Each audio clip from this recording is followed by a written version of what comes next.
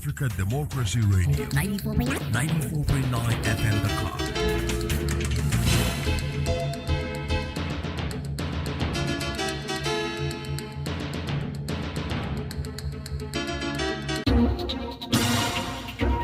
WADR, promoting dialogue. It's midday in Dakar and Banjul. Good afternoon and welcome to Newslink on West Africa Democracy Radio on 94.9 FM and around the world at wadr.org and on YouTube and Facebook at WADR English. First, our top stories. Liberia targets 80,000 out of school children for return to the classroom in 2026. So children are the future of this country, and sometimes among them are very, very brilliant children that need opportunity. The Azawad Liberation Front hands 6 wounded Malian soldiers to International Committee of the Red Cross for medical treatment. Guinean President Mamadou Doumbouya reshuffles the military hierarchy following his return from a 10-day vacation. We all felt that in recent months he had lost control of many things. I think those 10 days did him good. And Niger signs a $1.9 billion deal to build a new oil refinery and a petrochemical complex. Please stay tuned for details of these stories and more. On the news, this is Sankulu Jibril Janko. Many thanks for joining our broadcast. We begin in Ghana, where the government rejects accusations that its anti-corruption drive target political opponents. Attorney General and Minister for Justice Dr. Dominic Ayine says while investigations into alleged corruption under the previous administration are progressing, the process will be guided by fairness, justice and rule of law. He made the statement during President John Mahama's resetting Ghana tour of the Upper East region. Alec Blim, our co-reports. Dr. Dominic Akuritinga Ayine says the Operation Recover All Loot Oral Committee submitted its report to his office, leading to the preparation of 34 dockets. According to the Attorney General, investigations into the matters have been completed, with preliminary findings made and several cases now being prepared for court. He reveals that 5 corruption-related cases have already been filed, while the government is also relying on forensic audits to support its investigations, including the audit into the National Cathedral project. Amid claims by critics that the prosecutions are politically motivated, Dr. Ayine insists the government will pursue accountability without persecuting its opponents. Look at the record that we inherited as far as the prosecution of corruption in our country under the Fourth Republic. The negative narrative which is being peddled by the MPP to the effect that the cases are not going well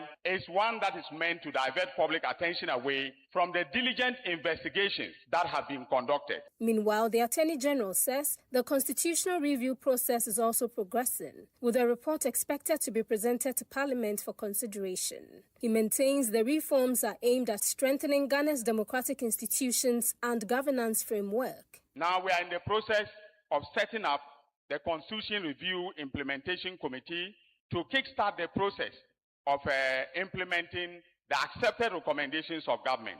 And that bill will be presented to Parliament. The government says it remains committed to pursuing both accountability and constitutional reforms within the framework of the law. For WADR, Elik Plimauku, Accra. We turn to Liberia, where the government is set to enroll 80,000 out of school children across 7 counties in the 2026 academic year. The move is part of its Back to My Classroom campaign, seeking to return 250,000 children to learning by 2029. Launched in 2024 in partnership with UNICEF, the campaign is now being revised into a multi-sector approach involving the Ministries of Education, Health and Gender, county authorities and development partners. WDR's Monrovia correspondent Abraham Parker reports. This campaign follows a high-level steering committee meeting convened by President Joseph Boakai to review the project. The president describes children outside the education system as a national loss, warning that some of those children could become a burden on society. The children are the future of this country, and sometimes among them are very, very brilliant children that need opportunity. But it goes beyond just caring, is the kind of preparation that we're making. Meanwhile, Education Minister Dr. Jackson Jala says the exercise is not a relaunch, but an accountability checkpoint focused on turning the campaign into a unified implementation framework. The Back to My Classroom is the framework that makes this multi-agency response possible. Behind the scenes, our interministerial technical teams have spent months aligning mandates, costing work plans, and building a unified implementation model. UNICEF's Deputy Country Representative Amadou Cisse reaffirms the agency's technical and operational support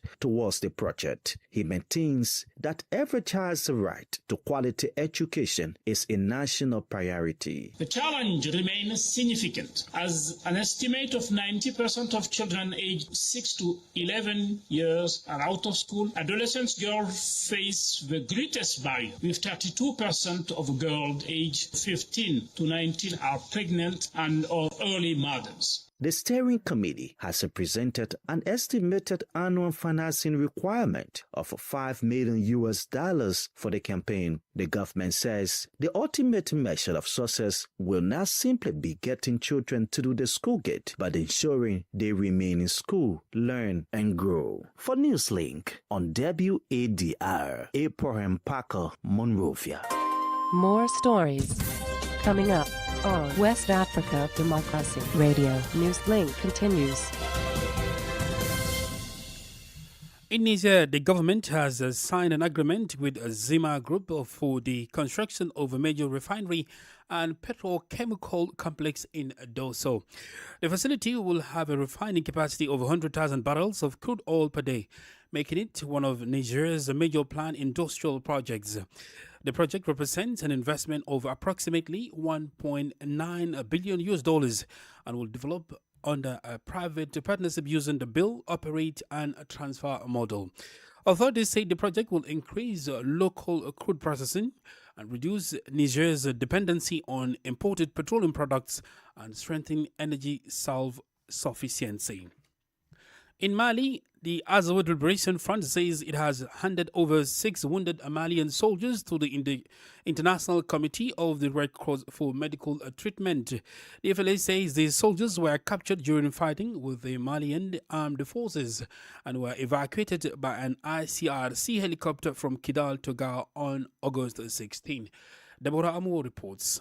The ICRC has confirmed the medical transfer but referred to the men only as wounded persons in keeping with its neutrality. The handover follows the reported release of 82 Malian soldiers earlier this week, with both the Army and the FLA issuing statements about the releases. The FLA says the latest handover was carried out on humanitarian grounds and in accordance with international humanitarian law. The ICRC says the operation was conducted after obtaining security guarantees from all sides that the wounded soldiers will receive further treatment before being reunited with their families. The developments come amid continued uncertainty over the fate of security personnel captured during fighting in northern Mali, with the FLA previously claiming to hold more than 200 members of the security forces. The ICRC says it will continue its confidential engagement with all parties to facilitate further humanitarian operations involving wounded and detained persons. Deborah Amour with that report. Guinean President Mamadi Doumbouya has made changes to the military hierarchy following his return from a 10-day vacation in Europe. During an extraordinary meeting with members of the government and the Army's General Staff, he also announced new measures for public appointments. From now on, proposed decrees and orders appointing officials within the public administration will require the president's direct oversight. Augustine Colley gives the details in this report. President Doumbouya's return to Guinea followed calls by opposition groups to end the current regime and reject state institutions. Barely a day after his return from a 10-day vacation to Greece, the president convened an extraordinary meeting, including heads of the Guinean Armed Forces General Staff. During the meeting, President Doumbouya announced his decision to supervise the appointments of public administration officials personally. This decision has sparked reactions within the political class, particularly among Guinean civil society. Ibrahima Mbalaya Jallo believes this new direction reflects the president's desire to regain control of the governance. We all felt that in recent months he had lost control of many things. He's gone on vacation. I think those 10 days did him good, and that upon his return, he felt that certain things were slipping away from him. Now he needs to make up for the lost time. While acknowledging the importance of this move, Ibrahima Mbalaya Jallo remains cautious about whether President Doumbouya will succeed in imposing this new vision of governance, even on his inner cycle. There were moments of hesitation. We had the feeling that it was the faction that were making decisions to the detriment of the government and everything. Now, he wants to return to his promises. But because under the cottages, people are upset. You are told that many of the positions are occupied by a single group. That poses a problem. Following the meeting, the head of state also made changes within the military command. The two top officials of the Special Forces Group were appointed Commander and Deputy Commander of Special Operations respectively. This new unit will now be responsible for coordinating all special operations within the Guinean Army. A report filed by Cherno Alpha Ibrahim Abalde in Conakry and voiced by Augustine Colley. Elsewhere, the political climate in the Gambia is becoming increasingly competitive as the December 2026 presidential election approaches. President Adama Barrow's NPP is seeking to return power, while the opposition remains divided into two major coalitions. They include the Gambia's first coalition led by opposition leader Ousainou Darboe and the coalition 2026 whose flag bearer is Talib Ahmed Bensouda. Rosemary Kids reports from Banjul. The Gambia First coalition brings together the United Democratic Party and several smaller parties and movements under the leadership of Ousainou Darboe. The coalition is presenting itself as a broader platform for political change, with the UDP bringing a long-established grassroots structure. Meanwhile, Coalition 2026, led by KMC Mayor Talib Ahmed Bensouda, offers voters a younger alternative and is attempting to unite political actors outside of the UDP-led alliance. But the broader political picture goes beyond two coalitions. President Barrow enters the race with the advantage of incumbency, government visibility, and established political structure. We took to the streets to hear how voters are reading the changing political landscape and what they believe should matter most. To be realistic, we the youths are suffering in the Gambia, so I don't think any political party would emerge or defeat the ruling party by not coming up with something that's going to interest the youths. The bottom line is it's an accountability election. Voters will support whoever delivers economic relief plus a transparent vote. And that is the problem that we have. Everyone wants to lead for their own pockets, for their own interests, for their own benefits. Observers say one of the biggest challenges of the opposition is voter fragmentation. To better understand the implications of these developments, political analyst Biran Gay analyzes the strength of the competing camps, including challenges of facing the opposition and what could ultimately determine the outcome of the December polls. Considering the fact that we have fragmented opposition forces, and that will also mean fragmented votes in terms of how the opposition can really win in the 2026 presidential election. Probably things might change ahead of election, but if they remains the same, I think NPP might have an advantage over the other coalitions. The coming months will test the opposition's ability to unite, the NPP's ability to defend its record. For WADR, Rose Samara Cates, Banjul. In Nigeria, civil society and political rights groups are commending the Independent National Electoral Commission, INEC, and other stakeholders for peaceful conduct of Saturday's governorship election in Osun State. The incumbent governor, Ademola Adeleke of the Accord Party platform, defeated ruling All Progressive Congress APC candidate Bola Ayebamije to secure a second term in office. Well, as Osman Omar reports, observers say the peaceful conduct and outcome of the polls offer important lessons as Nigeria prepares for the 2027 general elections. Governor Ademola Adeleke has been declared winner of the Osun governorship election after polling 511,067 votes, defeating his closest challenger, who scored 444,815 votes. Adeleke won 19 local government areas, while Oyebamiji carried 11. The outcome has drawn commendation from civil society and political stakeholders, who say the relatively peaceful poll demonstrates that credible elections remain possible when electoral and security institutions perform their duties professionally. Asma Umekudi is the head of Election Observation Mission for Yaga Africa. Ahead of the Osun governorship election, we describe the poll as a defining test of electoral preparedness, security neutrality, and public trust. We argue that the readiness of INEC, security agencies, and political parties will be judged by their conduct and performance on election day. With the election concluded, the evidence suggests that INEC and security agencies largely passed the test. The Action People's Party, APP, also described the election as an important democratic test. Its national chairman, Uchenna Nnadi, stressed the need to draw lessons from the Osun experience as political parties prepare for 2027. Credible democracy requires continuous improvement. We therefore encourage INEC to undertake a comprehensive post-election review of the Osun exercise, engage political parties and other stakeholders, identify areas of weakness, and ensures that lessons learned are incorporated into subsequent elections. Meanwhile, President Bola Tinubu has congratulated Adeleke on his victory, describing the outcome as a reflection of the will of Osun voters and urging the governor to unite the people of the state for development. The Osun election therefore offers an early political signal ahead of 2027, with stakeholders watching whether the conduct of the poll can be replicated in the next general election. For Newslink on West Africa Democracy Radio, Usman Umar reporting from Abuja. You're listening to Newslink here on West Africa Democracy Radio, broadcasting on 94.9 FM and online at wadr.org. Here is a reminder of our top stories. Liberia targets 80,000 out of school children for return to the classroom in 2026. The Azawad Liberation Front hands 6 wounded Malian soldiers to the International Committee of the Red Cross for medical treatment.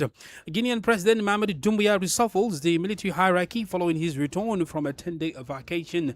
And Niger signs a $1.9 billion deal to build a new oil refinery and petrochemical complex. We still have a guest interview and sports news. Please stay with us. Connecting Ghana to West Africa. This is Nadidi Tete in Accra, and you're listening to WADR 94.9 FM, Dakar. In Benin, the opposition party, the Democrats, is mobilizing its members following the turbulent 2026 election cycle. The party, founded by former Beninese President Boni Yaye, gathered the supporters on Sunday, August 16, in Parakou, north of the country, in a bid to revitalize its organization and strengthen its political base. However, the meeting comes amid internal challenges. These include the recent resignation of Deputy Communications Director Nadine Okumason and an ongoing leadership dispute between party executives. Well, Abdullah Hassan provides an analysis of the party's situation. The mobilization meeting organized in the city of Parakou is intended to reconnect with the grassroots, revitalize the structures, and prepare for the future. But this operation comes at a particularly delicate time. For several months, the Democrats Party has been going through a period of significant turmoil.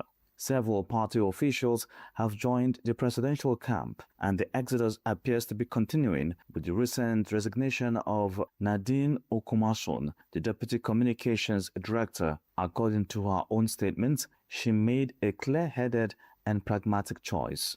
The leadership struggle at the head of the party remains another open wound. Since Boni Yaye resigned from the presidency, The succession has resulted in a real power struggle between the two vice presidents, Nurenu Achade and Eric Hundete. The former justifies his legitimacy by his appointment as a party leader following the National Council meeting of March 22, 2026. The latter maintains that the interim presidency had not yet ended. On April 29, the Cotonou Court of First Instance confirmed Nurenu Achade as party president, and the Hundete camp immediately appealed the decision. The ruling could be handed down on October 15. With no elected representatives in the municipalities or the National Assembly, the Democrats are questioning their future. No elections are scheduled before 2033, and the political truce, which requires the opposition to adopt a measured, above all, constructive tone, risks rendering the party virtually non-existent. The Parakou rally certainly gave them a voice. However, it remains to be seen whether this voice will remain audible and embody the alternative for the next 6 years. Abdullah Hassan with that analysis filed by Aziz Adam Sule in Cotonou.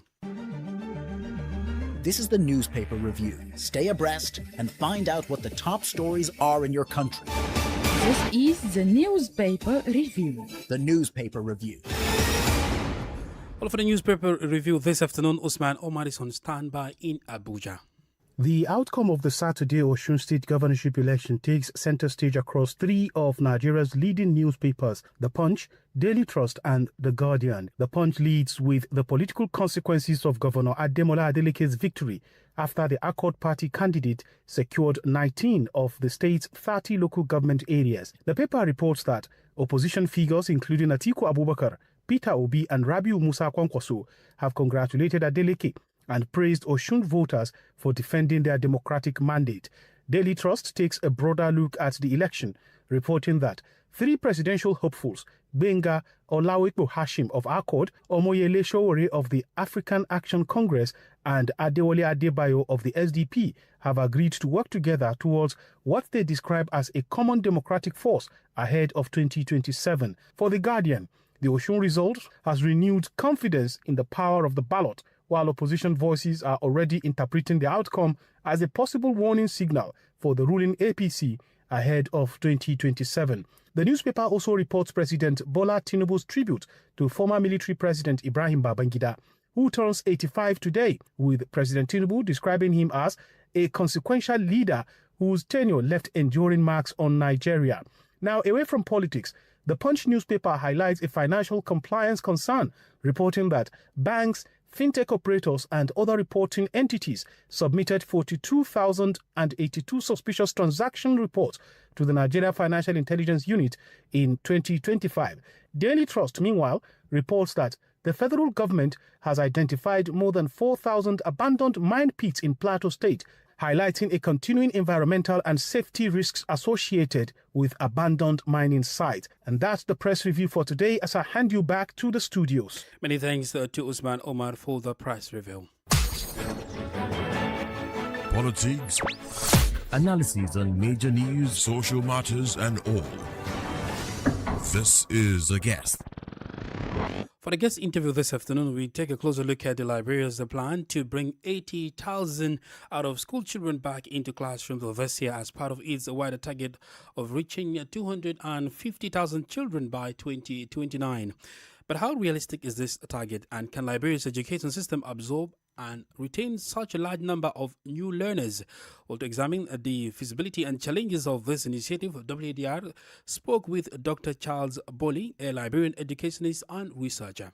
I believe that such target could help maybe bring about the compulsory aspect of the free and compulsory education. Whether it's achievable, I would say it depends on the level of efforts, how strategic we'll be, and how willing we'll be to do different things that will be able to help to make that possible. If tens of thousands of children return to school at once, where are the biggest pressure points likely to be? A major challenge we've had, maybe two major challenges, have been getting qualified teachers. We still lack the system of teacher licensing and certification where all those who are in the system have been prepared as teachers and they are continuously being developed professionally.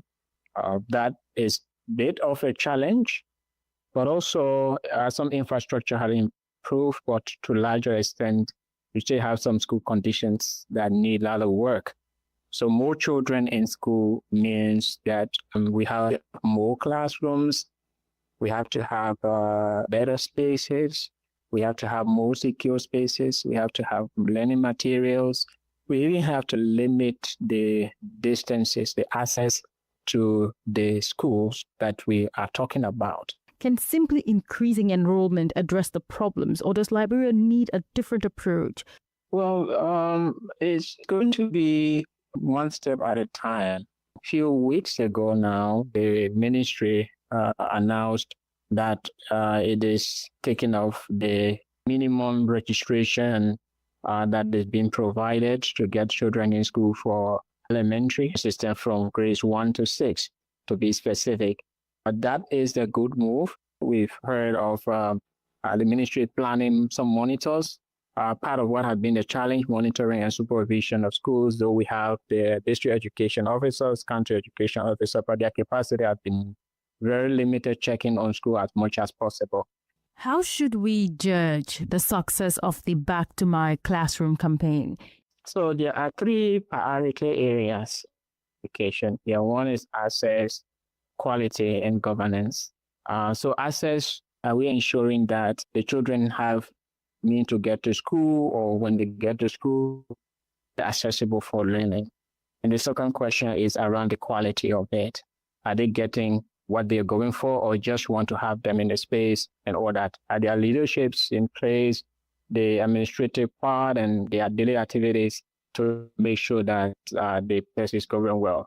So yes, by getting the children in school, maybe you'll be imparting aspect, which is on assets, but also you need to build out other things like building the quality of teachers, trying to improve school infrastructure through renovation, provision of furniture. We've had some public institutions very much overcrowded.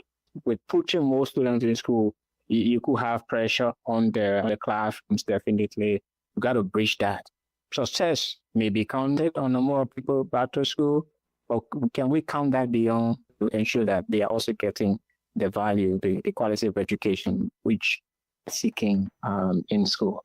That was Dr. Charles Bowley, a Liberian educationist and researcher. Well, there's plenty happening across the region and beyond in the world of sports. Well, we begin with basketball as Côte d'Ivoire have been crowned FIBA Under-18 Afro-Basket champions, defeating Senegal 73-51 in the final in Abidjan. Well, playing back before a packed home crowd, the hosts dominated from the opening quarter and never looked back. Well, the victory gives Côte d'Ivoire their first continental basketball title since 1985 and their first ever Under-18 Afro-Basket Championship. Well, in football, Cameroon have been crowned champions of the 2026 Women's Africa Cup of Nations after defeating Malawi 3-0 in the final on Sunday in Rabat. Well, Malawi, appearing in their first WAFCON final, had reached the decisive match, overcoming Ghana and Algeria. Well, the tournament also served as a pathway to the 2027 FIFA Women's World Cup, with Cameroon, Malawi, Algeria and host Morocco securing qualifications. South Africa and Ghana will have another opportunity through FIFA Playoff Tournament.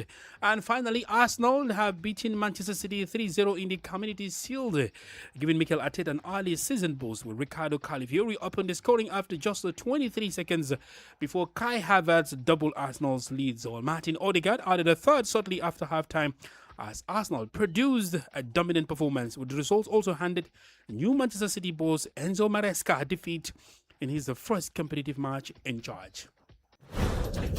We've come to the end of this edition of Newslink on West Africa Democracy Radio, broadcasting from Dakar, Senegal. Thank you for listening, and many thanks to Mustafa Sek and João Senor Capa Gomez for the technical assistance. Do interact with us via social media platforms, including X, Instagram, and Facebook at WADR English.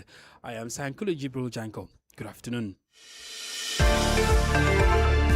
We thank you for listening to Newslink in Nigeria on Love FM Abuja and Darling FM Owerri. In the Gambia on Hot FM Banjul, Hilltop FM and Veritas Radio in Serekunda. Thank you for listening on Alternative Youth Radio Lofa County, Liberia, Radio Kegaman in Nimba County, and DCN Radio Riverses County. A big thank you to Radio Graft FM in Sierra Leone for listening, and in Ghana we thank Radio Pad in Damango and Royals FM in Wenchi. Thank you all for listening to Newslink.